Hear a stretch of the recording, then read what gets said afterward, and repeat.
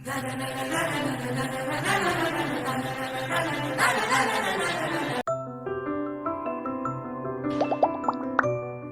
Guys, welcome to another video of our YouTube channel. कैसे हैं आप सब लोग? आज एक बहुत से प्रैक्टिकल टॉपिक को डिस्कस करेंगे, but before we get there let's discuss some numbers. According to recent report, the Indian wedding industry witnessed transactions of up to 75 billion USD last year and it is growing by up to 25% every single year. इसका मतलब समझते हो? इसका मतलब है कि India में लोग शादियों में पैसा खर्चा नहीं करते, उड़ाते हैं। वैसे इंडियन वेडिंग्स की ना बात ही अलग होती है। वो ग्रैंड्योर, वो चार्म कहाँ और किसी शादी में देखने को मिलता है।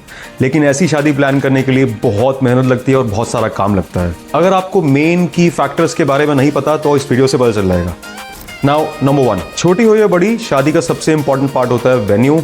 वैसे ब्राइड एंड ग्रूम भी बहुत इंपॉर्टेंट होते हैं, बट उनके बाद सबसे इंपॉर्टेंट वेन्यू ही है। एक परफेक्ट वेन्यू को सिलेक्ट करने के लिए कितना कुछ कंसिडर करना पड़ता है। Let's talk about some factors.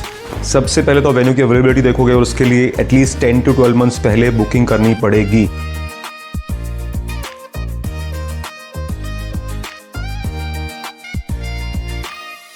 अरे सच में मजाक समझ रहे हो क्या?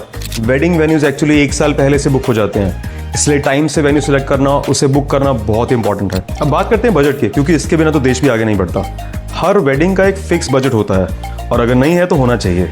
जब ये बजट फिक्स हो जाएगा तब आप डिसाइड करोगे कि उसमें से कितना आप वेन्यू को स्पेंड करना चाहते हैं और कितना बाकी सब चीज़ों पे। अब आपको वेन्यू तो चाहिए 4 lakhs पर डे का, पर आपका बजट सिर्फ 2 lakhs पर डे है, कैसे चलेगा? इसलिए आप वही वेन्यू सिलेक्ट करोगे जो आपके बजट में फिट होगा and you have to keep all other factors in mind as well. इसके बाद आते हैं कैपेसिटी यानी गेस्ट पे। किसी भी इंडियन शादी में आज के टाइम में 300 लोगों से कम तो नहीं होता।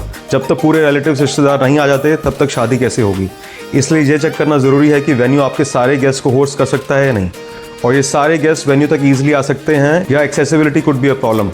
आप तो रेफरेंस उदयपुर सेलेक्ट कर लोगे और आपका बजट भी शायद होगा, but do you know that you have to take a boat to the main venue in the hotel?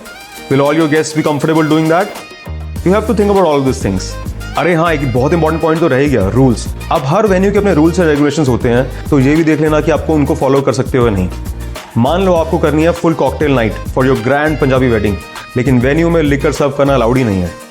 या फिर आपको चाहिए कि आपके एंट्री हो चैरियट पे, लेकिन वेन्यू में स्पेशल एंट्रीज अलाउड ही नहीं। इसलिए वेन्यू क्या अलाउ करता है और क्या नहीं, ये पक्का पूछ लेना और टेक इट इन रिटर्न।